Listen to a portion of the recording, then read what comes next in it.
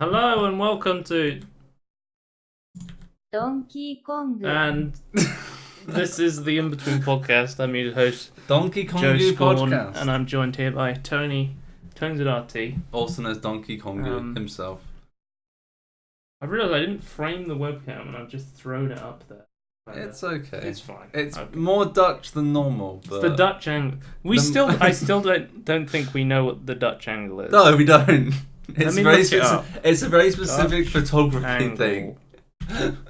But I think it's so stupid, in my opinion. Canted angle or Yeah. oh, it's like tilted. Yeah, but it's It's for hello and welcome. It's for photography and filmology for certain things. I think this is a good example. It's like a different feel to it, but I'm gonna shoot my whole film in the Dutch angle. Yeah, it's more unsettling. I think when you do a whole film in it. Unsettling, I think. Oh, that's double us. Got him. 0 views. We got him. Are we not viewers? Um. Hang on, what? Oh, okay. What are you gonna say? We're in 1080p, but we're on a 1440p. You monitor. can't stream in higher than 1080p Really? on Twitch. What? Yep. You don't know What? that? No, I didn't know. I don't use Twitch. 1080p 60 is the max on Twitch. Well, at least I've got the FPS. So I think FPS is better than resolution. You can stream 1440p 60 FPS. You can stream 4K 60 FPS on YouTube. You have the But bandwidth. nobody does. No. Because honestly, No one can watch it then. Actually, you can just. There's honestly not much point in streaming No. higher than 1080p right now. Well, unless you're you're live streaming a nature documentary with David Attenborough. There's not much point in live streaming 4K. Yeah. And I don't Streaming think 4K would actually be useful if you were just streaming but I don't think David Attenborough has a film. YouTube or Twitch channel. So Hello and welcome to David Attenborough's Animal Time. That's a big fucking dinosaur. Look at why has he got a dinosaur? Look at those bones. There's a BBC HD preview where David Attenborough, I think, he's going around looking at dinosaur bones. Oh, okay. And whenever I see it, I always do this David Attenborough impression where I go, that's a big fucking dinosaur. I always see massive. parodies and they just get drunk people clubbers David Attenborough just talking over, or if someone impersonating David Attenborough talking over people just dancing. It's here we can see the mating ritual of the human species. Yes. Anyway, I think yours is a guy. Your David Attenborough's drunk and off his rocker. He's been smoking his whole life. He does have that kind of little bit of a wispy voice. Wait, let me get David Attenborough. I think we combined our two. We've had the perfect My impression. impersonations of people start off completely wrong, but I use them better. so much. No, No, it doesn't I get use better. them so much, it becomes that impersonation of that. Yeah. You know it's that impersonation of that person yeah. because I use that voice even though it's completely wrong. I always think that your impersonations are always half correct. Sometimes We look at this differently. No way. We need to fuse our impersonation Wait, together. I need David Attenborough speaking. I don't need a David Attenborough speaking. Speaks in Parliament. Into the natural Theories are between 8 and 13. And I'm not even. I'm not even sure that we know what a parliament is. I honestly, Yours is still. I got off the bus and I wasn't really sure where I was going. You've definitely been smoking. That's what he sounds like. No, not to me. on television than the beauties of the natural world. He has a very wispy voice. He has a very soft, wispy voice. He has a soft but not hard throat. You've got him a smoking No, throat. it's not. He's a very old man. You get that kind of voice when you get older because your throat becomes more strained. Have you been smoking? It's not necessarily through smoking. The thing about the letter-spotted penguin is he only flies on the west side of the West Indies. At night. At night. And that goes against every law of nature we know. Fantastic. That's David Attenborough. I swear I do an impersonation of one person a week. It's usually Pete Molyneux. Sometimes Brian Blessed. I think your Brian Blessed is pretty good. It's pretty on point. Yeah. Anyway, Saber. that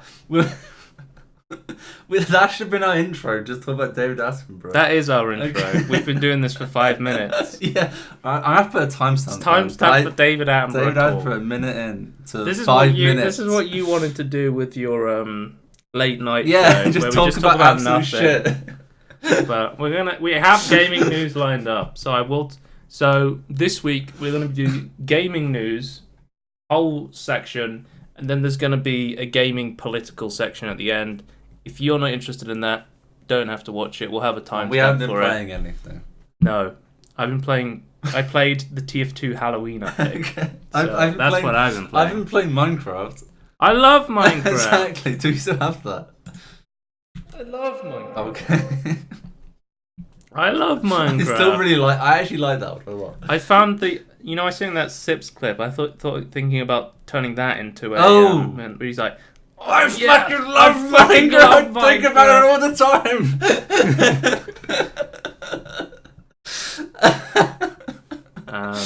Yeah. Shall we do our gaming news? Yeah. Quick trailer, dear. teardown game. So you have to plan the perfect heist using creative problem-solving, brute force, and everything around you. So basically, everything is kind of destructible in this game. The game Like takes really small voxels. They're kind of Yeah. cool.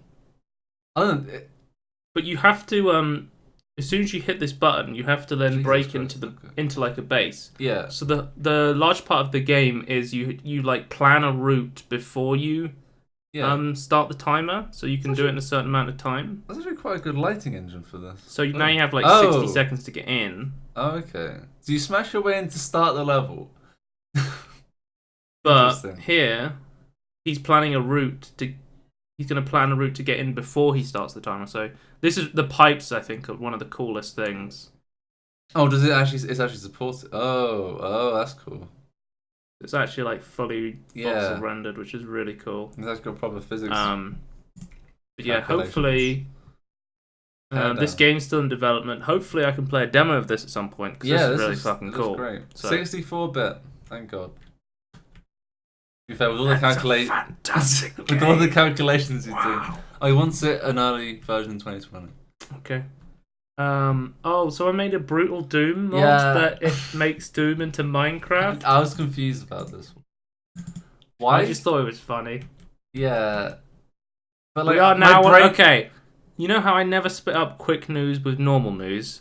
I've made a new section called Quick News. Quick. So this is the quick news. Hang on, where's my quick news? Quick news. Is it quick news? This is quick news. So I'll probably just show you this, say like a sentence about it, and then that's about it. But I thought this looked cool. If this interests you, it's a mod. If you know what that is. Sorry? That's how you mod old I see. Doom, basically. So this interests you, and you like. If you love Minecraft, You may love. you may love this. I'll mod. just say this really confuses my mind. Like I feel like it's Minecraft. Yeah, 'cause you're it's seeing- the other way around in my You're head. It's like, seeing no. Minecraft. It's not Minecraft with Doom mod. It's Doom with Minecraft mod. More Doom Eternal has been delayed to March 2020. They said. When was it meant to be out? I think it was meant to be out this year, maybe. Was it this year? I don't know. I couldn't remember when it was out. I know it's been delayed till next year, and they've said Oh, they're cutting it very they close. basically they said they weren't happy with it, and they've delayed Yeah. it to make it better. They're moving it quite close to Cyberpunk, though. Somebody pointed out that March 2020 every game comes out then, so it's going to be It's all fucking coming hell. out, and 1 month on later, Earth, and Doom Eternal. and 1 month That's later, the ad. and 1 month later, Cyberpunk comes out. It's going to be like all these games releasing at once. That's hell on Earth. Doom Eternal, March 2020. Yeah, because Vampire Masquerade Bloodline, whatever the fucking vampire game was called, 2 is coming out. Bloodlines or something. Vampire It's Masquerade. Masquerade Bloodlines 2, I think. I saw gameplay footage of it, and it didn't look very good from the E3 I saw of it.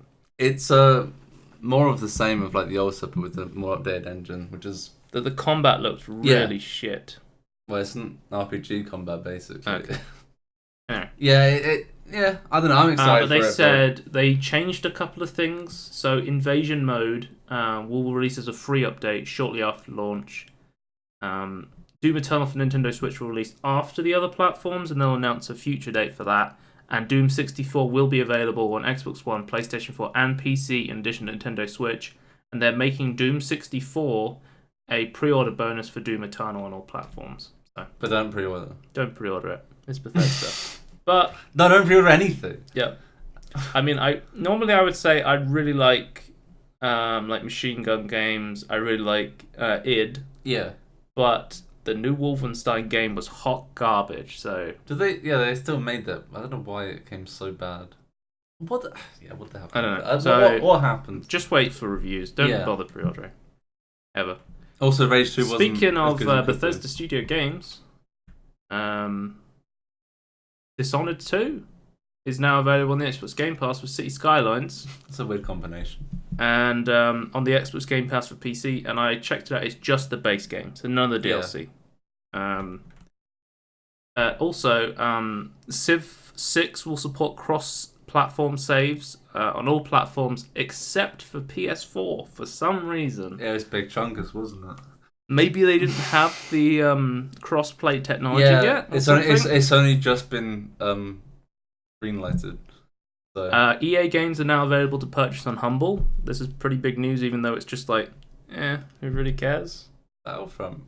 Because you can now purchase them on Humble, but you still have to use them through Origin. Well, it's kind of like Steam keys, isn't it? Yeah. I guess it's good that there's another storefront that you can use. Maybe we'll see more Origin EA bundles on Humble, which I think would be really cool. I'd be more willing to buy an EA bundle from Humble. That's something I just thought about now that I hadn't thought about. A EA bundle on Humble would be really cool. Yeah. So actually, Yooka-Laylee in the Possible Lair, I've heard really good things about. Oh, okay. I've heard it's way better than the first game. Okay. And it's like, well, they completely changed it into a different genre. I thought it looked better. Like the actual mechanics, like I think it was like the gameplay trailer. Super Mario Maker 2 patch 1.1.0. You can now play online with friends. They finally added the play together feature, so you can play directly to the courses instead of having to download them first. So you can just play online with your friends now, which was everyone was complaining about when it initially released. Yeah, that's really cool. Untitled Goose Game is coming to PS4, Xbox One, and stop the video. Coming to PS4, Xbox One, and maybe mobile. Do you love video games? I love. Sign me up. I don't think we have a release date, but they said it will be coming to other platforms other than the Epic Games Store. Yeah, this is like because it's on the eShop and the Epic Games Store with a Steam release planned for next year. Yeah. But it will be coming to other consoles. Fucking hell. Rocket League is teaming up with Stranger Things, so from October 14th until November 11th, you'll be able to complete Stranger Thing Halloween events to unlock some Stranger Thing cosmetics, I guess. It seems like when one TV show, film, company, video game does a deal with one company, they all do it. They do it with loads just to mass market, because we just had the Dead by Daylight Stranger Things DLC. You know how like someone makes a really popular video on YouTube and then like, oh, I'm in that same sort of genre, I'm going to do the same thing. Yeah. Exactly the same. Everyone just jumps on the bandwagon because it seems to be working. Because we had that like new Terminator film coming out, and then we had the Terminator DLC for Death Garden, Dead by Daylight, another Step Cousin. I don't know if you've seen this, but like Will Smith's on like everything at the moment, promoting Gemini. I keep seeing him on like everything I watch. He's on slow-mo, guys. I saw on Twitter that he was going to be in a video with Mark Ass Brownlee. Yeah, he's already done that. He's also been in slow-mo, guys. Okay. So I've like seen him at least 3 times at this point. That's hot. That's hot. Yeah. Alright. Konami announced a literal Silent Hill slot machine. The memes are alive. It's not even a pachinko machine, it's just a slot machine. It's a literal Konami gambling machine. So I thought, when you first sent it to me, I thought this was funny, right? I then watched Jim's video, and it's like even funnier listening to how they were marketing it. I haven't seen the video, so you explain. I can't. You have to try and find. I don't know if it's on this article, but like, there's like a quote from the guy who's just like, "Oh, we're using the best technology to increase the." This latest cabinet is the first glimpse of great things to come from Konami. That's a small quote from what he said. The whole thing is hilarious. Oh wait, no, hang on. This might be it. This might be part of it. Yeah, premium packaging and player comfort backed by rich library of original titles. Cabinet is a striking combination of sleek entertainment, premium packaging and player comfort, And backed by a rich library of original titles. The last sentence, like, big surface and available merchandising has been engineered to maximize both player experience and operational results. But of course, Konami Jesus did Christ. have the 2015 Silent Hill pachinko slot machine. Yeah. This one at least looks like to be built for English-speaking markets. Yeah. So you can gamble on your Silent Hill Because slot I machine don't think that's soon slot at machines in Asia. You are allowed them in So we're going to move on from quick news to quick news. I love my... That's the wrong one. News. There we go. Quick news. I mean, I think either of them work. Bass boosted. Okay. Imagine if we use the other one. So TF2, I have played a little bit of this, which is why I took it off quick news and put it on quick news. Yeah, so that makes sense. We've got Scream Fortress has arrived. We have 2 new community maps, Laughter and Precipice. I have played Laughter. I haven't played Precipice. We have the Spooky Spoils case, so we now have a bunch of new Halloween cosmetics, new Halloween unusuals, and the new Halloween tracking events, which they've been doing a lot, which are pretty cool. My experience, I went on, I got one of the new crates, I immediately sold it on the community market because they're super inflated when new updates come out. Oh, okay. So instead of being worth 3p, which is basically nothing because of Steam's cut, that's true. it was worth like £1.50. My experience with like crates and things is like on Guild Wars, and I find that on any seasonal event, and it's like not many people have played it yet, it's better just to sell them instead of opening them for yourselves. Then you start opening it once it goes down. Well, when in something price. immediately comes out, people really want to get it, and they will pay money to open it early. Whereas I don't care about getting it early, so I remember, I'm just going to sell it. It's the same with like Counter-Strike. If you get a new crate, like as soon as it comes out, because the demand is really high and the supply is really low. Yeah. And no one knows what's in it. Really. But yeah. New screen. Laughter's a really cool map, so I'll see if I can find a picture of it. Laughter map. It's like a haunted carnival ride map, which is really cool. This article is a stub, I think. Is it what? So it's a control point. It's what's it called? When there's just one control point in the middle and you have to hold it for 3 minutes. Oh, okay. It has the pumpkin bombs, of course, so if you shoot someone next to a pumpkin, that'll explode. There's tons of cool stuff, like there's a tunnel of love, there's like a monster tunnel, there's like a wheel, there's tons of cool stuff around it. At the spawn for the team I was playing, I don't know if it's on the other spawn, there's like a shooting range where you can actually just shoot target dummies while you're waiting. Okay. This map is actually, like, thematically, this map's really cool. Yeah. I don't know about balancing because I played one game on it, but just pure. Oh, that's a log, there's the the log shoot of love. That's what I was talking about. Sorry? The log shoot of love. Okay. But there's tons of cool references, tons of really, like, there's so much detail in this map, which is one thing I found really cool. But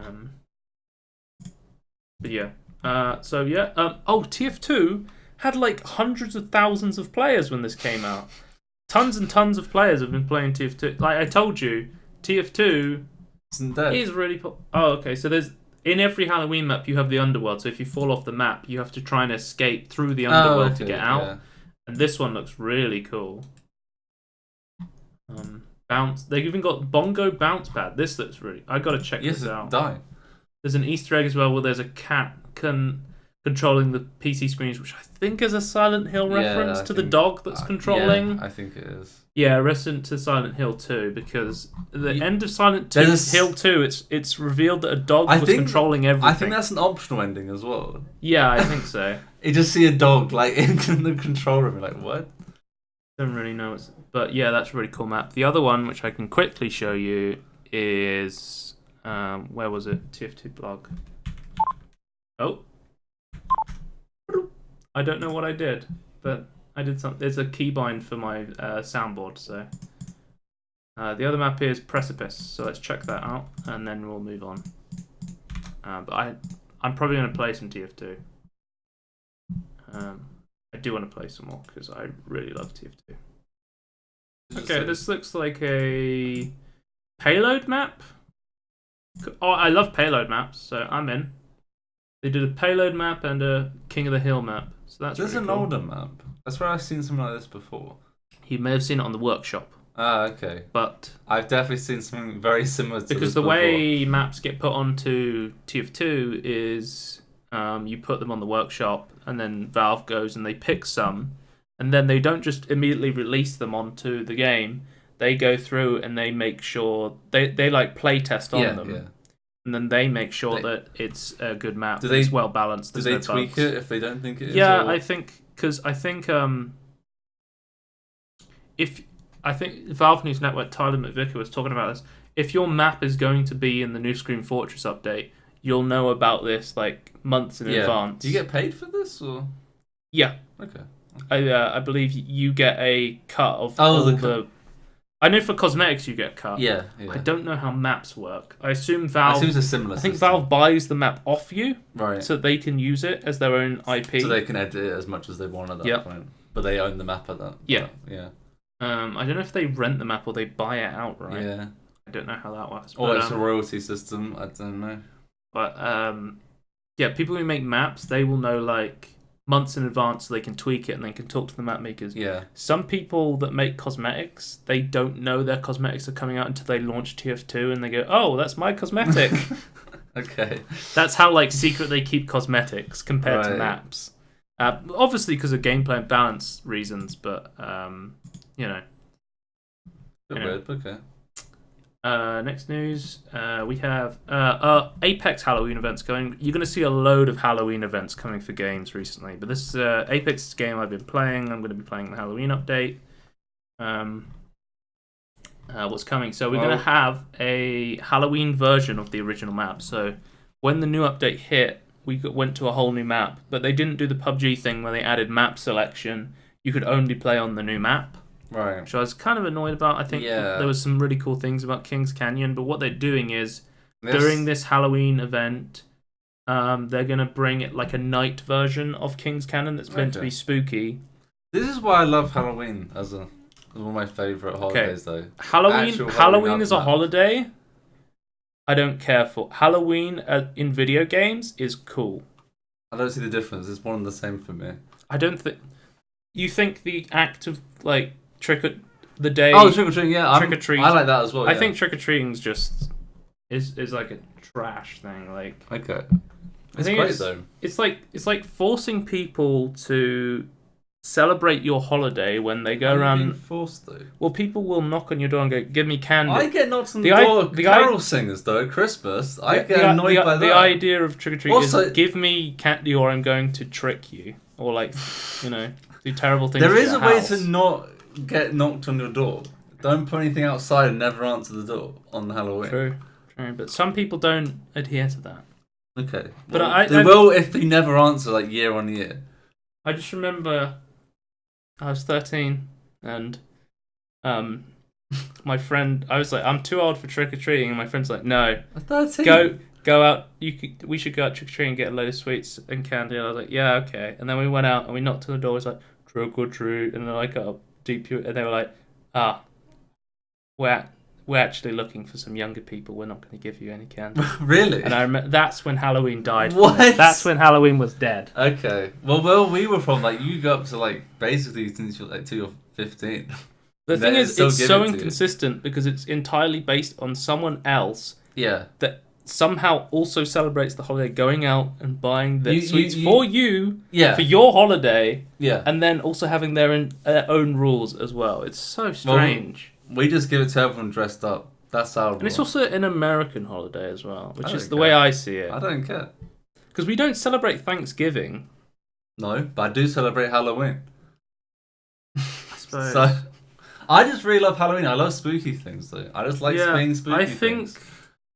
Thematically spooky things are cool, but I'm not interested in horror things. Yeah, I understand. That's the difference. Like I like. But I think I can understand like not like the trick or treating side. Like if you could just like decorate your house and not have to deal with trick or treating if you didn't like dealing with that, then that'd be much better.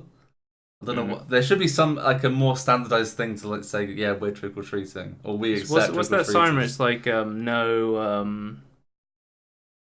no salesman coming to the door. You can put like a sign outside your house. Just have like no trick or treaters. I always see like no salesman other than like this one person because they want like this one salesman that can come. It's like okay, sure.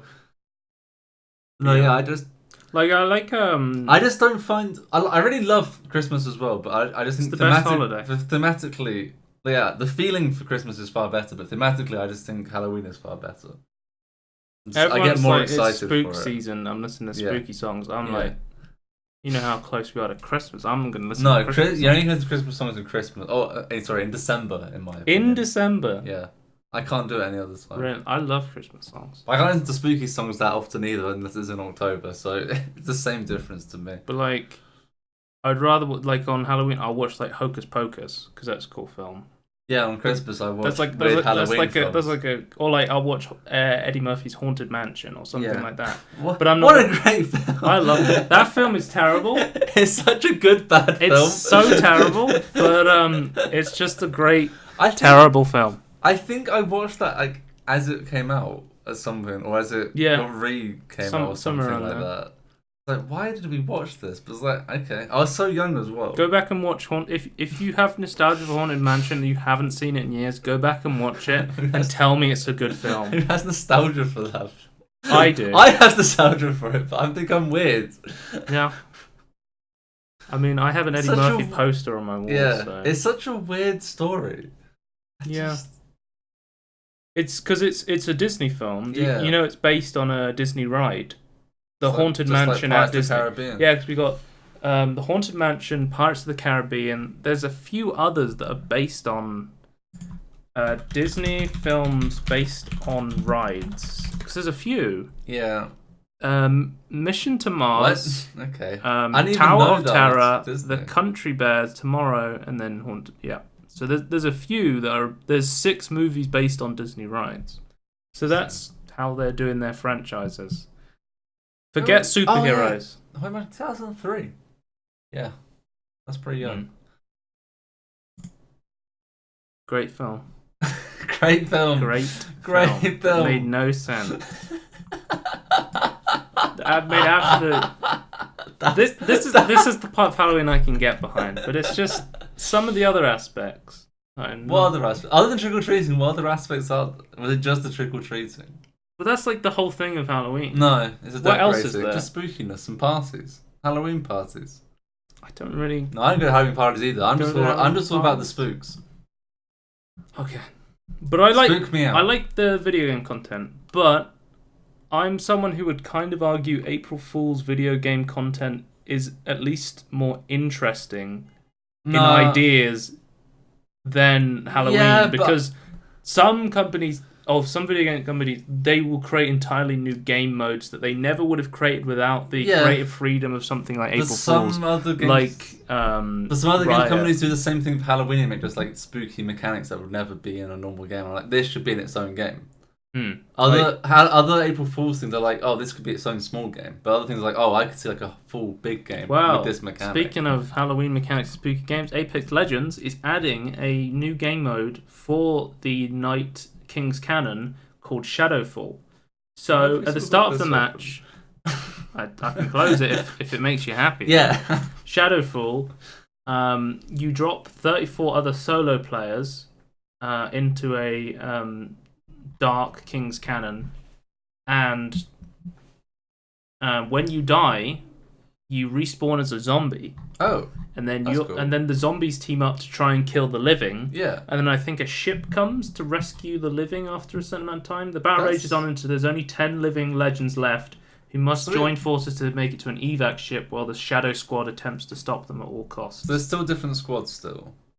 This is a solo event. Oh, it's soloed. But against... when you get to 10 people, the 10 people squad up as humans. And then the 24 undead team up as zombies to try and stop you. That's interesting. I like that. It's kind of like PUBG zombie mode. Yeah, that's an interesting way to do that. Which is pretty cool. But they're showing off some of this, like the Scarecrow guns, There's some pretty cool hero cosmetics as well, shown here as well. Vampire, Crypto. The clown, Oh, look at that. what's his name? Caustic's pretty cool. Ah, there's this zombie. Oh yeah, that's pretty cool actually. Spooky, scary clown, scare me. That's the new thing. Oh yeah. To be fair, It 2 came out, so It too. There was the something Joker else. technically The out Joker, as well. spooky, If you scary consider clown, him, scare me if you season. consider him scary, which he apparently is in the third act, it's like really intimidating and scary, which I really want to watch now after Red Letter Media review or Yeah. Half in the Bag. I was watching the Exorcist review last Yeah. night as well. I want to watch that now as well. But it's not the kind of film I would watch on like Halloween. I would watch like a Well, I don't really do anything on Halloween. I just watch it like in the seasons of Halloween. okay. Like maybe tonight I'll watch Exorcist 3. I don't watch Exorcist 3. Too scary. No, I heard it's not. No, good. Exorcist The 2. sequels are really bad. No, the Exorcist 1. It's okay. Red Letter Media recently put out Exorcist 3 review I've as well. seen 1 and 2. Yeah. The 3 has Mike in it, and they both really like it. Okay. 2 is dreadful. It was on best of the worst. 1 looks really interesting. I need to watch it. 3 looks really cool, and it's like more down to earth to some extent. But there's going to be tons more skins. EA wants more money. More money. More. You can unlock free skins as well, which is probably what I'm going to be doing. I'm really excited to try the new game mode. That is going to be October 15th, which is Tuesday. In 2 days if you're watching this live. Yeah.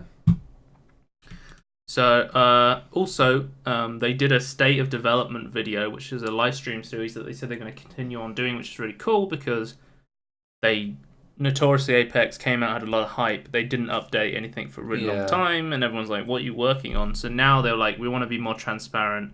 So now they're changing the tutorial, which was you go in and you can practice your aim, but you would have to go through the tutorial every single time to get through it. And then there was no weapon attachments. There was no way to change your gun. Now they've actually taken community feedback. You can have all the attachments for all the guns. There's now target dummies with shields and stuff as well to shoot now. You can now change characters. So you can, because you can only play Lifeline in the tutorial. And you can also invite your friends to train with you so you can show them stuff in a non-competitive environment to practice. Yeah, so it's like first time it's a tutorial, but then everything else is like more testing. Is what it really is now. And they said you can have duplicate characters in this testing game mode, so that's going to be interesting to see like 3 of the same character and see what that turns into. Apex Legends, if you've been playing the new season, you'll know the charge rifle is really fucking annoying because they thought it was a good idea. Okay, every gun in Apex is projectile based. Yeah. So it has bullet drop. Yeah. This is a hit scan laser. Yeah. So if you're looking at someone directly from 700 meters away with a rifle, you need to adjust for bullet drop. If you're looking at someone 700 meters away with this, wherever you're pointing is 100% accurate. And this thing is so strong. Like, you can deal 90 damage to someone halfway across the map. Yes. Does not have a range. No. Because modern day laser weaponry have like really bad range. Like the inverse square law really kills the energy. But I think the thing that makes it really is it's so useful for third partying someone. Yeah. So if 2 people are already fighting and you're just sitting camping halfway across the map, you can just be taking people out with this gun. It feels so frustrating to play against. Support fire in a way. How they said they don't. I don't think they know what change is coming, but they said it's too powerful, and they're going to change it soon. TM sometime. They're going to somehow change it soon. Sometime. Getting nerfed soon. TM. Okay. Somehow, somewhere.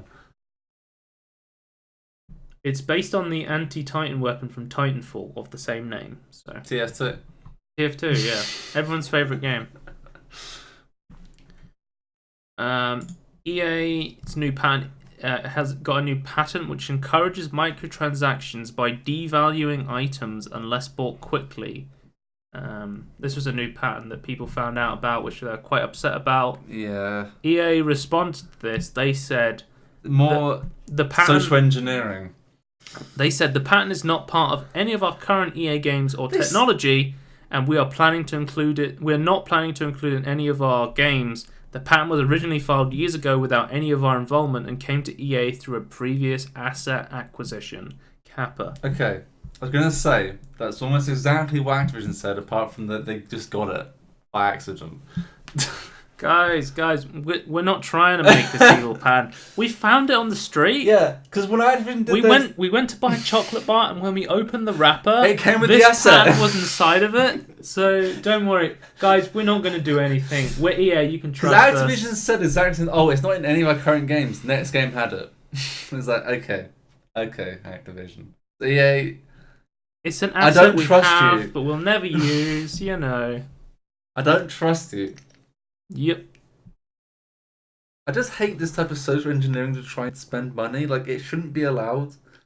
Like, it's really deceptive. Especially and really in games that are targeted towards kids. Yeah. That's But when even- it gets really dangerous. No, but even against an adult, it's super dangerous. Like, you can be What was it? manipulated just as yeah, easily. because Jim was saying that He's got a addictive personality, which means he's very susceptible. yeah, he was saying when somebody reviews a game and they say there's microtransactions in this game, but you can avoid them, he thinks they should say there's microtransactions in this game, I could avoid them, the reviewer, because some people can't. Some people find it really hard to resist that temptation. Because Jim was saying, like, if he wasn't a reviewer, Jim Sterling, of course. our friend Jim, Our friend Jim. Jim fucking Sterling's son. Yeah. But he was just it's like if he wasn't a reviewer and like that wasn't his job and he didn't like see the seedy underbelly of the games industry, he would probably fall for like the tactics. He doesn't. He wouldn't know about them to try and avoid them. Like there's still a huge pre-order culture, and people have been harping on about don't pre-order games for years. Yeah.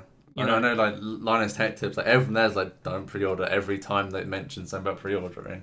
But then like, hey, I can't get the exclusive pink weapon pack. Yeah. And it's like, do you need that? The thing and is, people don't think about it. What's really annoying, like like I know for a fact they are doubling down the pre-order culture because they never make the thing easy to get after the fact. If it was like you get this item, this DLC when you pre-order, but if after the game release you can then buy it as DLC, I'll be like, okay, fine, that's annoying. You shouldn't do that, but it's better. But they don't even do that. I was talking about this with him the other day because I was like, he was talking about buying cosmetics and stuff, and I was like, the best way I can explain it to someone is like Guild Wars 2, you buy cosmetics, right? I bought too many things, but there's no subscription. Okay. But I probably spent more than a subscription. How valuable is that item in Guild Wars 2 to you now? Not very much. How much valuable is it going to be to you in a year? Probably the same amount it is now. 10 years. Not anything at all. Okay. So that's the best way I can explain it to you. It's like Andy buys 50 Hearthstone packs every time a Hearthstone expansion. Still? Because it gives you a card back, and he wants to play the new Hearthstone expansion, and he can play it on his phone. Okay. You can also play Gwent on iOS now. You can sign up, play Gwent instead. How much is... I know we talked about this, but I can't remember what you said. How much... The World of Warcraft subscription? Yeah, it's £10 a month. So that's 120 a year? What do you get, like... There's a discount for 6 months. A discount for 6 months. You can't do annually. Okay. So you'd have to do 2 6 months. 2 6 months. Like which is like 100 quid. Okay, £100, 100 quid. Like 110. Yeah, about £100. I'm trying to think how much I've spent. I probably have spent slightly more than if I was subscribing to WoW, I think. And I bought the base games and expansions as well. The thing is, I can say, like, don't do this, but I have done it myself. I have tons of TF2 skins. Well, the thing is... I have Fortnite skins I got. I have... what annoys me is... I bought battle passes. What annoys me is that they're, like, 10 times more expensive...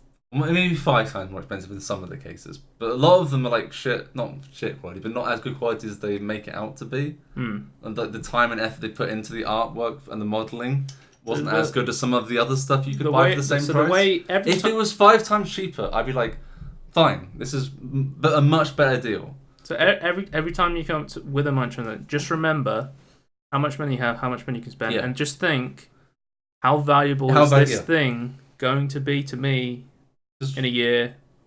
Most of my money went to Guild Wars, I think, when the mounts came out. I just like bought every mount pack.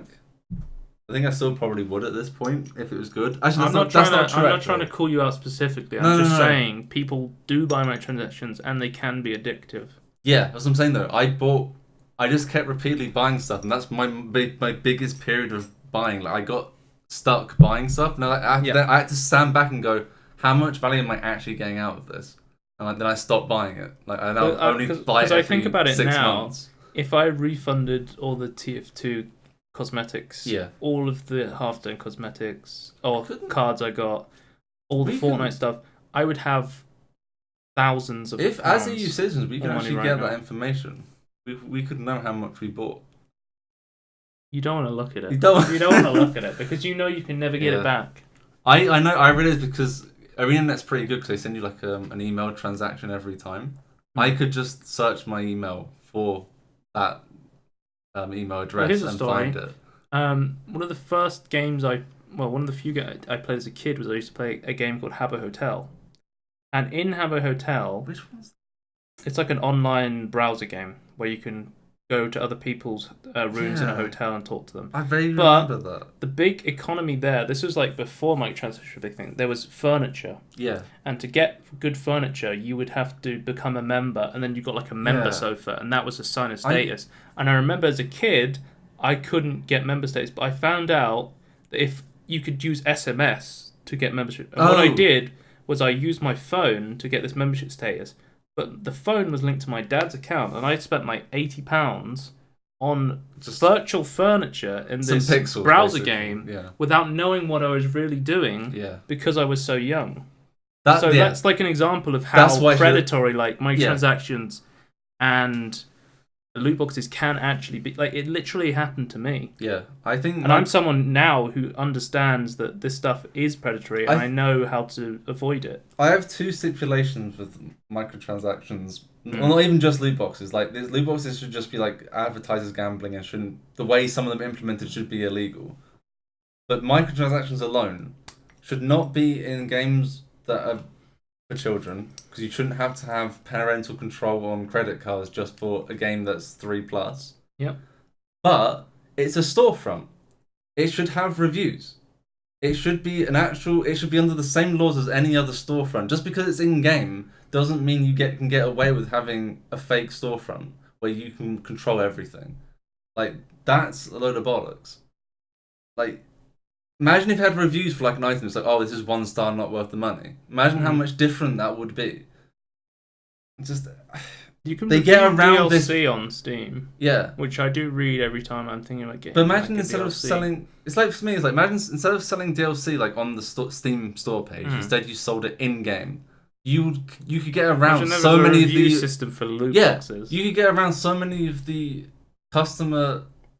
I don't know, just like the usefulness that customers can get out of it and like manipulate it so they can spend more money. And that's what I don't like.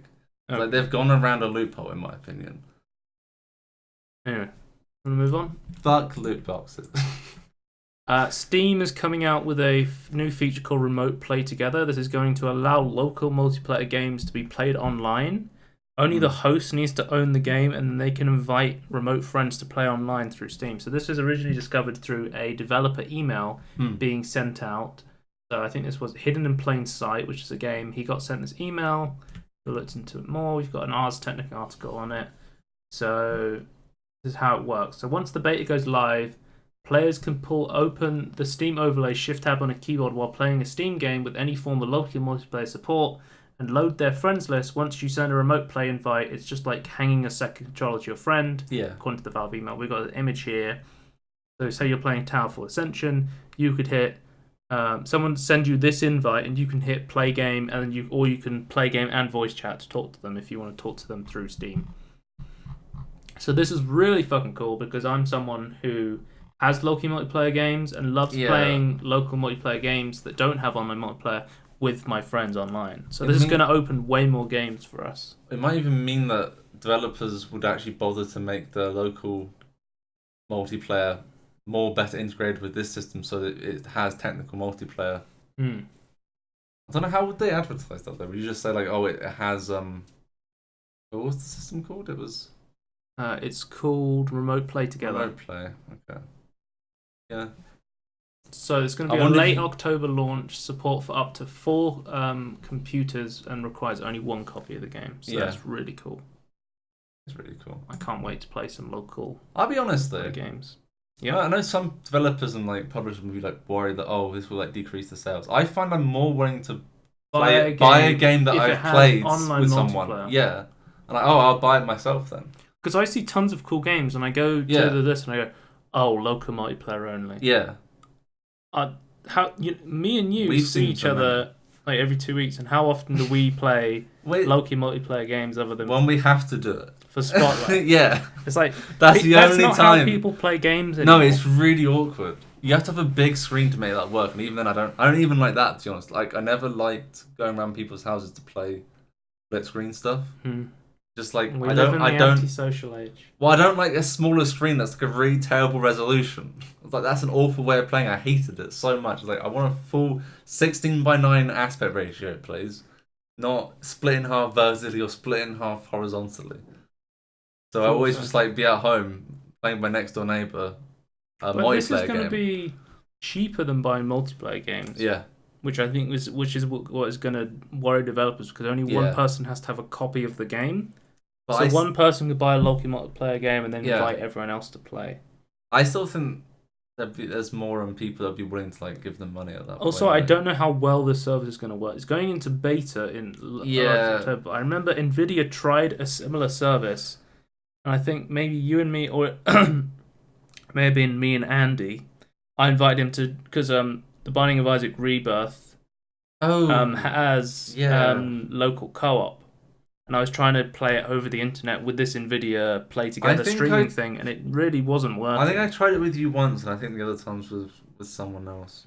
So far from what I've seen, it's not been that successful. So temper your expectations, but if this does work, it'll be really cool. One thing I would say though is that Valve do know how to do multiplayer. They do have servers for it.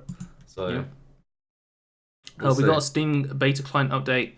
A disable community content option, which everyone's been asking for, because fuck community content. It is the worst part. I don't want it all over my library. No. It's full of it's full of spoilers. Yeah. You know, that sort of stuff. I just don't care. I don't want it. I'd rather have information about my friends. Please. Layout changes and some other improvements. So I'll talk about my favorite parts of the Steam client beta update quickly. My favorite parts have been game update information at the top of your library. That is so useful. Yeah. I've used that so much, especially for this podcast and stuff I'm about to talk about after this. Yeah, the old system, or I guess the current system, you have to click the news thing, and it doesn't even take you to the right place all the time. It's like I just want to see the updates, please. It shows you updates for all of your games, and you can go like, I had like a Euro Truck Simulator update, and I'm like, I don't really care about Euro Truck Simulator, even though I own the game, so you can just remove that update, and then you can just see all the ones you care about, which is really cool. Second one, dynamic collections. I really love these. How I can make collections for multiplayer games that I own, and then it's like when I buy more, it's it like gets a better added category to it. system in a way. Because the dynamic ones, as you get another game, it can automatically add a game to it based on your specifications, which is really cool. Yeah, it's like a better category, like an automatic category. So this allows me to make categories where I can see like all my single player games, all my multiplayer games, and I can see like games I own with my friends and that sort of stuff. When are they planning to like unbeat for this? I don't know. I don't know when this will roll out on the whole website. Yeah, when do they think it's ready, and like what do they think is missing? I'd be curious. Like, I wish they could gave this information. I think Remote Play Anywhere now runs on the Steam Datagram Replay network, which ensures that the best route over the Valve Bonebox is always used. Also, connections are routed dynamically to avoid maintenance disrupting the connection. So it might be live now. I haven't tested it out. I noticed today when I turned on my headphones, it was connecting to Steam microphone, Steam Play audio or something like that. Why? See if I can find it. I don't know if it's still available. Let's see if I can find it.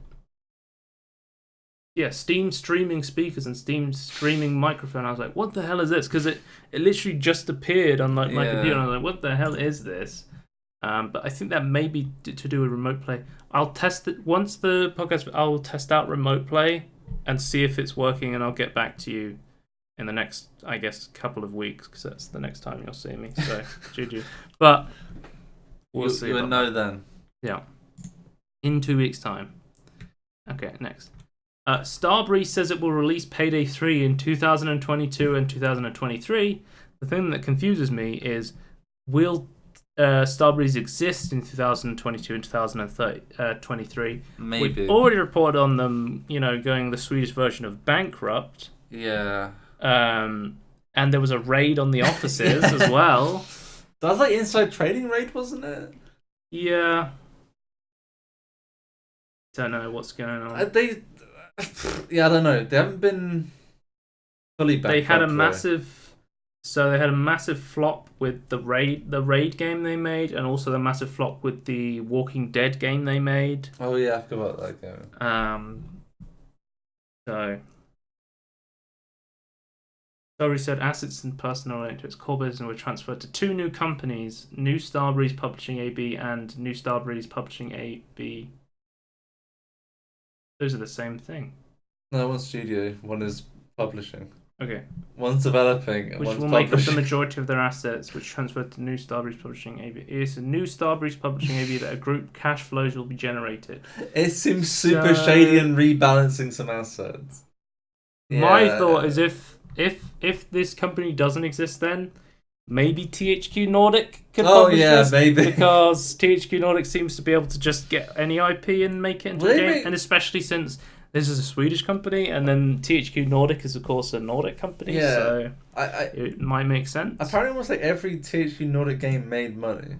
Yep. Because they're like and sustainable. It's like, even if it's like just only made it, it's like, okay, that's weird. Because they just take someone else's work and they re-release it, and they don't have to do anything. And even if it's okay, it's enough money. So I was talking about the new Steam feature, which I saw. The new Tower Unite update, Endless Poker updates. This is just basically a quality of life update, I would say, not a huge update. I'm still waiting for the arcade update. That's going to be massive. That's going to be really cool. They're adding like an arcade full of games you can play. Hasn't that been in the works for quite a while now? Was it just been on their list? Everything's been in the works for like 4 or 5 years. What was I waiting for? I was waiting for like a specific thing on their timeline. I don't know. No, I don't remember now. It's so long. So now the poker system was pretty bad, so it's cool that they've updated it. So you play poker, you couldn't see what's happening. You would then get kicked out, and if you wanted to play another game, you'd have to manually walk back into the poker to play another round. Now there's endless poker, so you can just sit at the table and keep playing hands over and over again. Right. People can spectate as well and watch you play poker as well, and they've completely changed the UI. The plaza's 15% smaller, which is going to help with loading times, and there was a lot of unused space. And also, I found a secret elevator source reference, which I don't know if I want to spoil for anyone listening. But if you don't know, Tower Unite made Gary's Mod Tower and the very popular mod Elevator Source, and there's a little elevator source hidden on Tower Unite now. Okay. So I don't know if I want to spoil that and tell you where it is, or maybe you go and look for that. In 2 weeks' time. In 2 weeks' time. That will give everyone enough time release the spoiler to have found out where the elevator is hidden. Yeah. But there's new jetpacks as well. So they're bringing back stuff from the original Gary's Mod Towers. It's now been re-released on Gary's Mod after many years of fan outcry of wanting the original Gary's Mod Tower back on Gary's Mod. There's new styles of jetpacks, and there's even one where a jetpack with no visuals. So if hover. If you don't like the visuals of flying around a jetpack, but you still want to use the jetpack to get around because it's so much easier, you can use that. There's new map selects. I really like the new UI. The new UI is really cool. Yeah, it's actually nicely set out. In the condo, there was these rock walls that were blocking you off from going any further, but they've removed those. So there's like massive ocean space around you now, which you can now build on, which is really cool. One thing I think that a lot of people were waiting for, I know Andy was waiting for, was community condos. The ability to build a condo with your friends. Oh, was what I was waiting for? Maybe. I think that might have been what I was waiting for. Because that's really cool. Yeah. I think that was it. So I want to actually build something. I might put out. I think the next thing I want to build is I want to build an RC track. Oh, okay. Because there's remote control cards and there's been a community contest that I'm going to build the best RC track. Yeah. And someone's even built on the workshop RC track parts, so you can build your own RC track. Then you just load them in as workshop items, which is really cool. Thank you. Yeah. Nicer and better. There's now new teleporters, so you can immediately go to an event through the teleporter. There's now a new plaza map where you can fast travel instead of having to walk everywhere if you get confused. Does it zoom in further? Yeah, was it still not zoomable? Don't know. I remember being really hard looking at it and going, where the hell am I? What is this? You will have this section on the side where you'll be able to see what the thing is. Yeah. New scoreboards closer to the original Gary's Mod Tower, and there's new condo scoreboard and settings overhaul. Really cool. Okay. You can see a loud jetpack. That's interesting. I was testing it out yesterday, and it is pretty cool. I was testing it out until the game crashed, because as soon as a new update comes out, the entire game just like completely crashes. Yeah. They've already released a hotfix, so hopefully. Is that another 10 gigabytes to download the hotfix? No, it was 5 gigabytes to download this update, but the hotfix was around 200 megabytes, which confused me because I thought PAC made it so if you changed anything to the game, you would have to re-download the entire game again. I think it's modular packs. I don't know. I don't know how it works either, but that's this is really cool. Book of Demons is having a super hot event. Yeah. So time moves only when you move. So it looks great. Yep. We created super hot inspired challenges and a content for you to celebrate that this week. We're doing a bundle with the awesome guys over at Super Hot. So it seems like two awesome game studios that I love are teaming up together to make a Super Demon. Yeah. Super Demon. Book of Hot. Book of Hot. I like Book of Hot. Yeah, that's a good one. Book of Hot.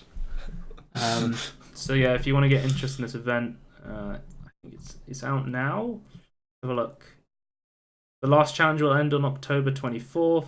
It started now and it will finish at October 24th. So if you want to try out Book of Hot, the event, you can check it out now.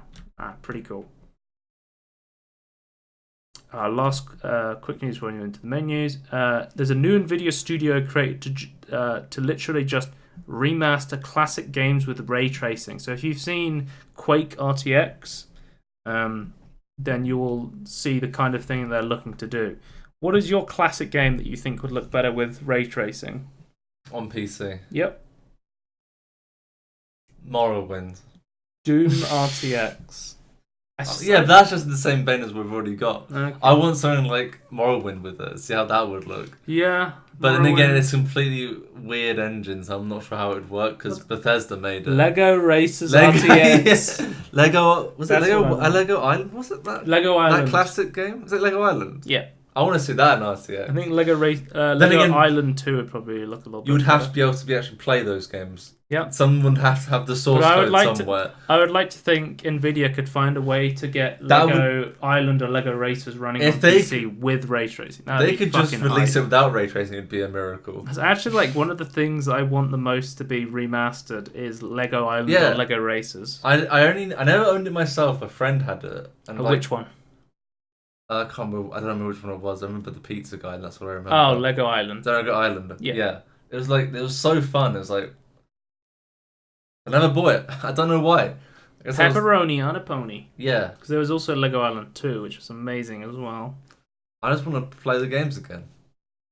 I probably have massive nostalgia for the Lego. They published it. Lego. I don't remember. Developer Mindscape. Oh, they self-published it, but licensed it. Yeah. American-French video game developer. They made a lot of Game Boy games by the looks of it. Yeah. Theme Park. Designers Peter Molyneux. Did they work on Theme Park with Peter? Maybe. There is lazy game reviews looking at Lego Island, so if you want to check that out, I'd really like LGR. I think he's a really good reviewer, so if you want to check it out, check that guy out. That's an old game though, isn't it? Yep. But it's a fucking amazing game. It is amazing. And it would be improved none at all by RTX, but I think it'd be really funny. Well, the fact it could run on modern systems would be amazing. Okay, main news. Big news. Red Dead Redemption is coming to PC November 5th on Humble, Greenman Gaming, Epic Store, and additional digital resellers, including their own launcher store. If you may be confused, no, it's not an exclusive, but it's coming to Steam a month later. It's coming to everything bar Steam until a month later it comes to Steam. So it looks like they want to reduce Steam's cut, with the most important sales of a game are generally in the first 2 weeks. They want people to use Epic, which has a bigger cut for developers, or they want them to use their own launcher, which they would get 100% of the cut, because they've been trying to push their own launcher recently, making it have to use it for like GTA 5. They're offering a free copy of San Andreas if you got their launcher. Yeah. I'm going to wait until Steam. Yeah, I probably am. I'm not going to buy it on anything else. I'm probably not going to buy it on launch anyway. I want it on Steam. I like Steam. Steam's really good. Yep. It's a great piece of that is a DRM. huge piece of news that Red Dead Redemption 2, a game lots of people want to play, is now officially coming to PC. Almost a year Going to be in later. 4K, high definition, everyone can play it, high frame rates. It's going to blow up their computer, but they're going to try. Yeah. Ray tracing. You remember when GTA 5 came out, everyone was like, shit, I don't have the technology to run this. It's like... I remember I couldn't run it, so it's crazy. Huge open worlds with high resolution. Because they made it even more intensive than the console version, because like, it was like... I think it was like TB was like the console version was like the prelude to like the magnum opus, but then the PC one was like the actual magnum opus that they wanted to make. PS4 Crossplay feature reportedly out of beta, now available to all developers. So I don't remember if we talked about this last week. No, I think it was still in like... But you can now the crossplay feature for PS4 is now out of beta for... Anyone can use it now, so if you want to play, a game on the PS4 with the PC, I want to say last or 2 weeks ago, I think it was like they were testing it or something, or they agreed to it, and then maybe some time ago they then. We also got an update on the PS5, so it's going to launch holiday 2020, so end of next year. I love how nonchalant they are. I was like, yeah, PlayStation 5 2020. It's coming, guys. Apparently, there's going to be a new controller with haptic technology and adaptive triggers. What that means, I do not know. I know some little bit. They could change the resistances per game, or the game could control. We're adopting haptic feedback to replace the rumble technology. With haptics, you truly feel a broader range of feedback. So crushing into a wall in a race feels different than making a football tackle on a field. So the idea is that the game would control it, but I hope that there's settings to be able to you control it and like customize it or like turn it off. That'd be great. The second innovation is the thing we call the adaptive triggers. We've incorporated into the trigger buttons, so LT and RT.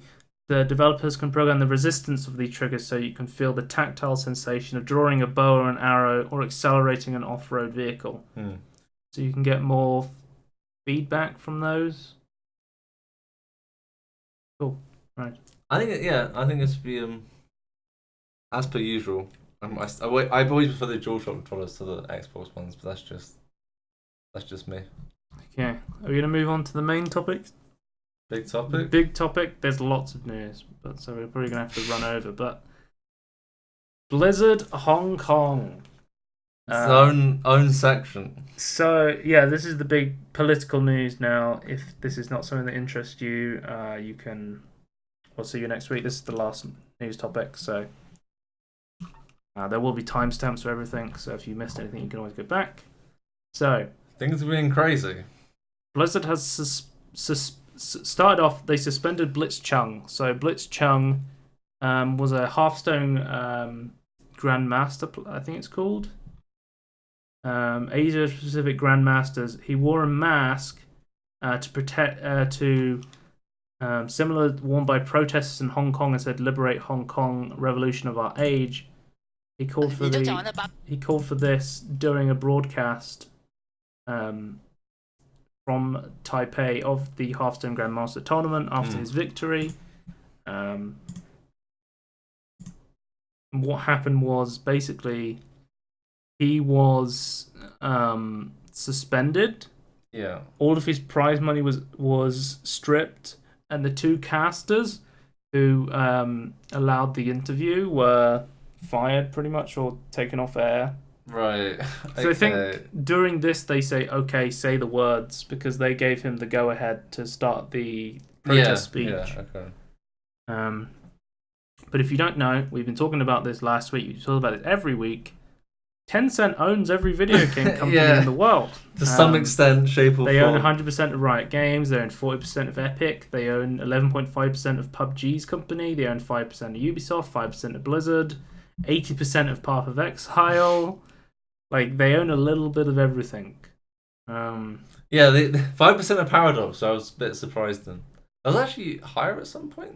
We talked about, like, literally last week, they own 29% of Funcom. Yeah. Also, interestingly, Discord received an undisclosed amount from Tencent. Okay. So we don't know about Discord anymore.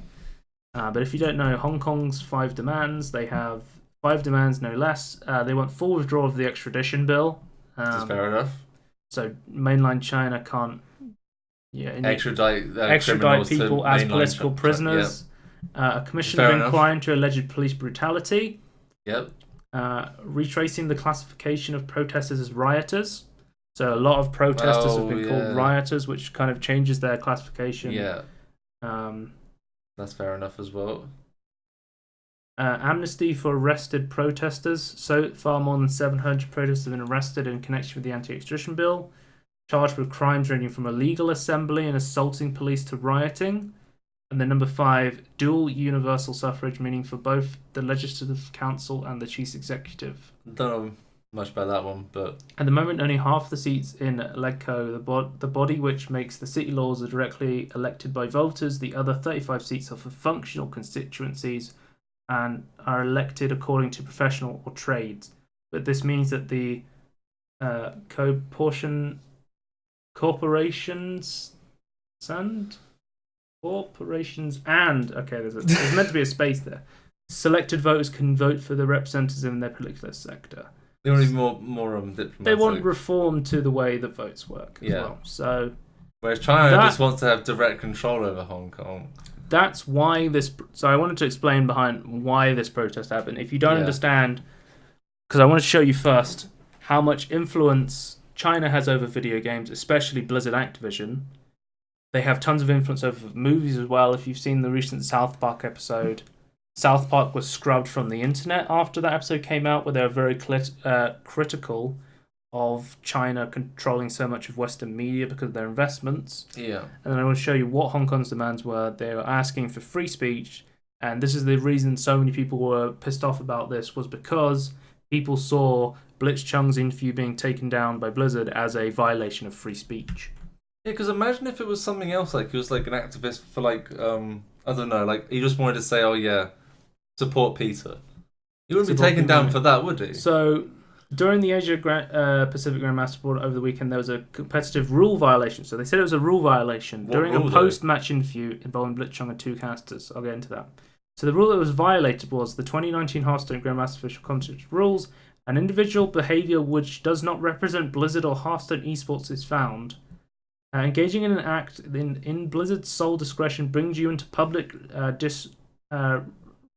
disrepute. Yeah. Offers a portion of a group of the public, or otherwise damages Blizzard's image, will result in a removal from Grandmasters and reduction of the player's prize total to $0 in addition to other remedies which may be provided by under the handbook and Blizzard's website's terms. This is a load of vague bollocks. Because the only people that ill repute for Blizzard was Blizzard themselves, not him. So this is the specific rule that Blitzchung broke and that Blizzard used against him. But he hasn't broken it. Well, I want to give both sides of the story. Okay. This is a rule that existed that he did violate. How was it violated? Because he gave a statement that's against Blizzard's image, and as we know, Blizzard's image is China. Okay.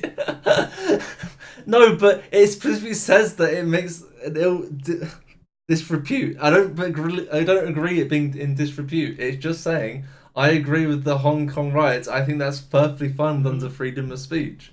So immediately, Blitzchung was removed from Grandmasters. He received no prize pool winnings, and he was ineligible to play in any Hearthstone esports for a year.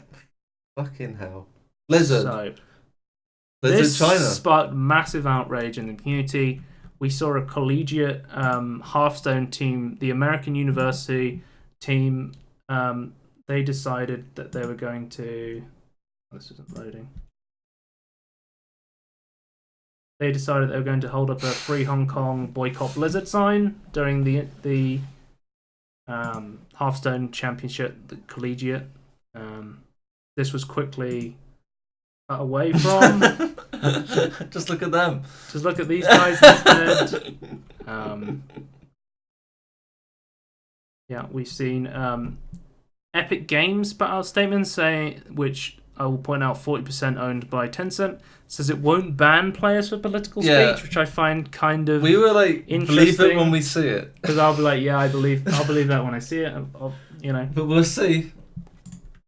We also had some people. There was an issue with Riot Games over the weekend. They had the League of Legends World Tournament, which is going on right now, which I've been watching. They have a team called Hong Kong Attitude, or HKA, and every time a caster was about to say Hong Kong Attitude, they said HKA.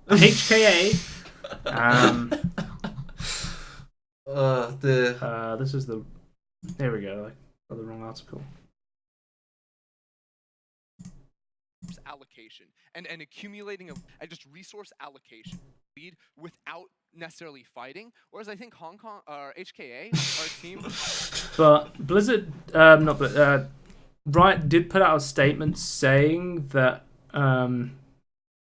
it wasn't preventing casters from saying the word Hong Kong. This was they weren't telling anyone to avoid saying Hong Kong. They were saying they want teams to be referred by their acronym rather than their full name, which was what they said. Okay. I'm not sure, because when the Hong Kong Attitude team won their game, which, by the way, Riot Games is owned 100% by Tencent, not 5%, 100%. Every other team that won, they did a live post-game interview with them. When the Hong Kong Attitude got their interview afterwards, they went to break, they recorded the interview, and then they played the recorded interview.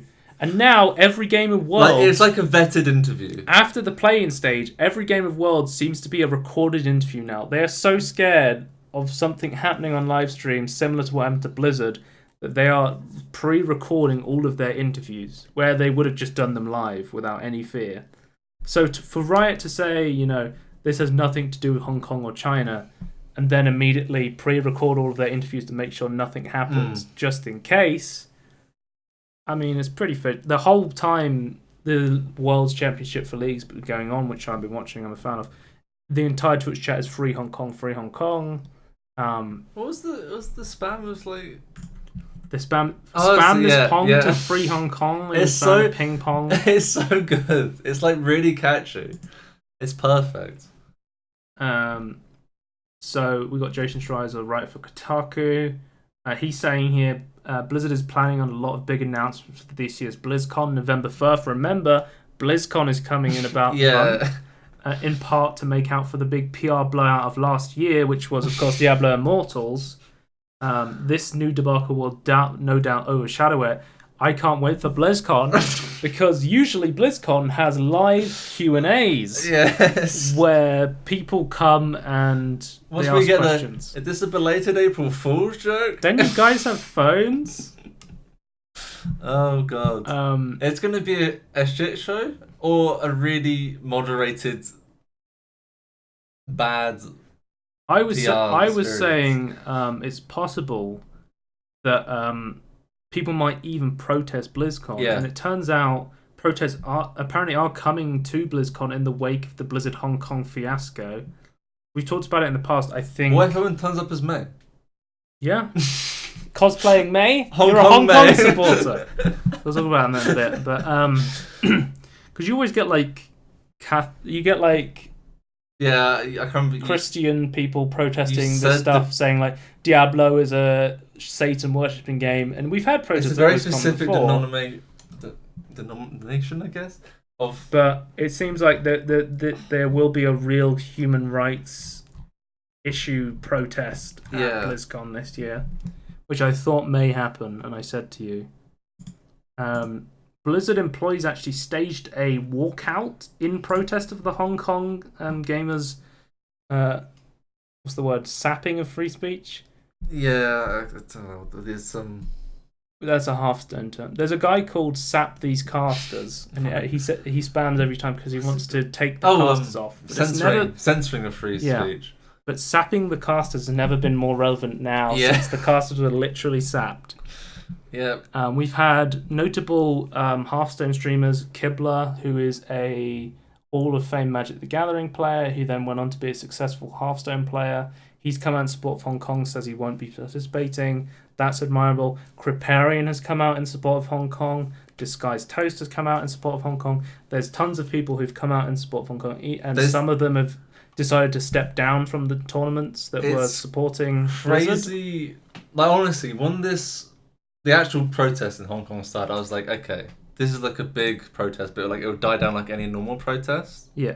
But then it's like it just kept going. It hasn't stopped. It's crazy. No. Tialdo, I was talking to Daniel yesterday, and he was asking me why boycott Blizzard was trending. Oh, he didn't. Okay. And he was saying like, what's going? I was like talking to him about what's been going on with Hearthstone in Hong Kong. People are really pissed off with Blizzard. I'm really pissed off with Blizzard. I assume you are.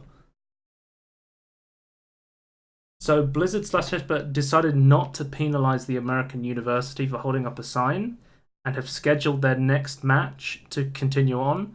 But the American university decided to forfeit the match and the season, saying it was hypocritical for Blizzard to punish Blitzchung, but not the American university team. Okay.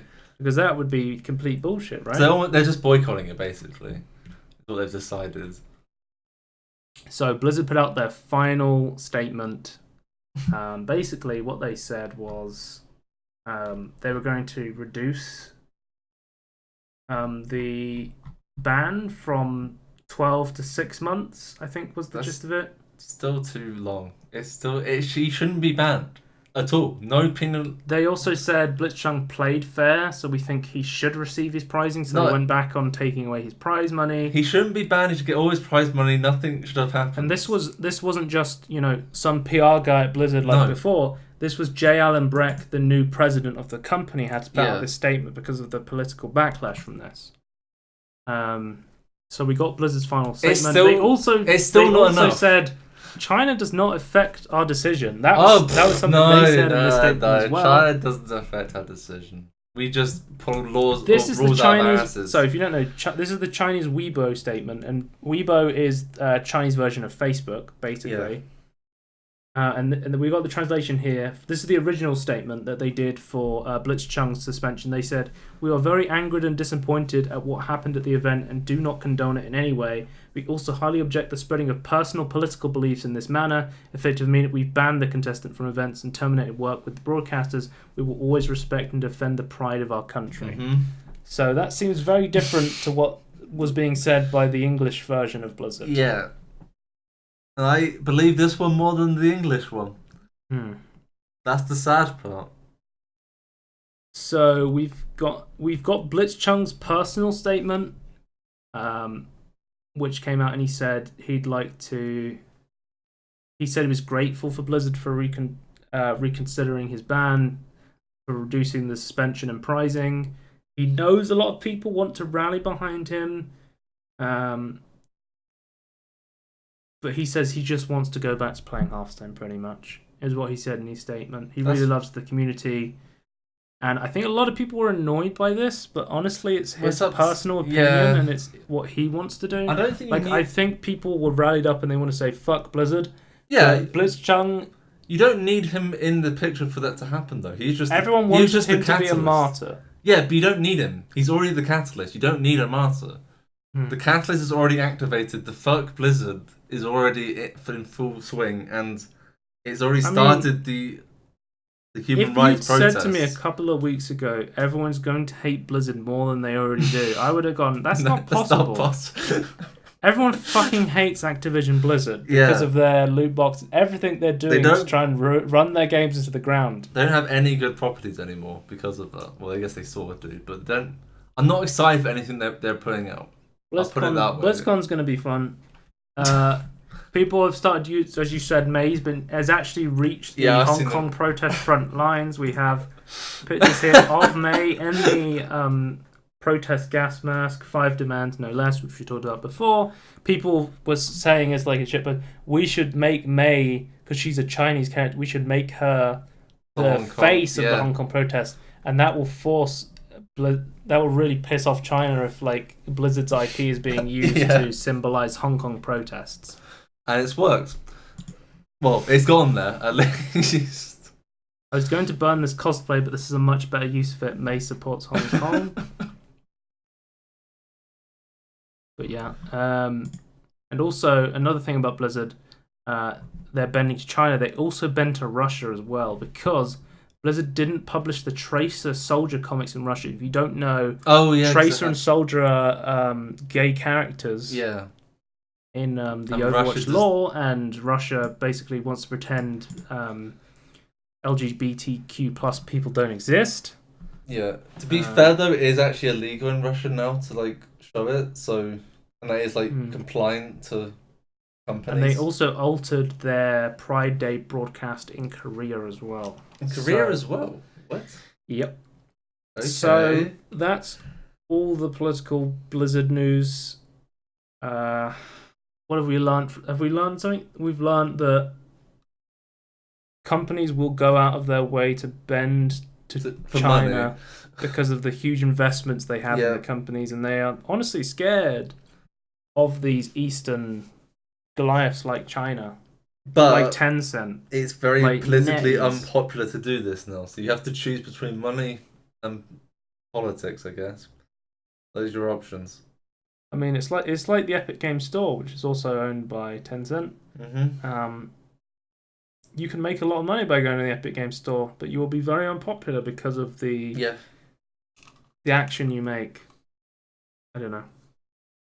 I think it's a tricky one, but this is a very nuanced political issue that I can't just go. My conclusion on this is this, because especially with BlitzCon, kind of him deciding he just wants to go back to playing Hearthstone and maybe even regretting his decision. Yeah, but I still think it doesn't matter. He gives the catalyst. We've been talking about China for the longest time and how much influence they have over Western media, and we've been saying, something like this is probably going well. Well, they don't want freedom of speech, which is the problem. They have no interest in upholding freedom of speech, whereas Western world needs it, and it should be for everyone needs it, really. But the fact that Russia and China do not want freedom of speech at all and would rather hide...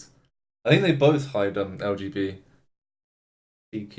I think it's cool that through Hearthstone and this happening, people can come together and look at this and say, this isn't right.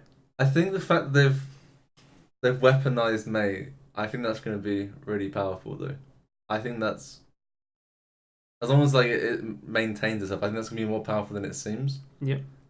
So, but as per usual, fuck China. Shout out, free Hong Kong, 5 demands, no less. We support the They all seem to be pretty reasonable demands to me. Yep. Just accept it. Anyway, that's the end. I got a Peter Molydeux tweet here. Seems a bit weird to read it now, but... Help us, Peter. Peter Molydeux.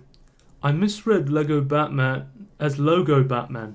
An hour later, I'd written a pitch for a Batman game where you play as Commissioner Gordon, who's in charge of the bat signal, making heavy decisions on where to send Batman. May sound silly, but then so did Lego Batman initially. I still think you put a design... Everyone's saying they want this game now. Yeah. This game sounds amazing. Can it be a game where you could redesign the logo throughout the game as well? Like the bat signal. The bat logo. signal. Yeah, just change it it's not a bat anymore, it's a goose. I'm imagining a game similar to This Is the Police. Yeah. You have to decide where to send the bat But signal. you also get to design the logo. Yeah. For your... Yeah, I think it'd be brilliant. But you have to not be caught doing it. Yeah. It's like the early days of Commissioner Gordon. Anyway. That's what I want. Make this game, Peter. You can check us out on YouTube and everything in between podcasts. Type Peter in there somewhere. We usually talk about him. Twitch.tv/Scorn if you want to watch us live. I will say, actually, at the moment, searching everything in between podcasts finds us better now. Okay. And everything's at Scorn2000 on Twitter if you want to keep up to date with when I'm going live and when the VODs will be out. Is the end of the podcast for this time. Goodbye. Bye.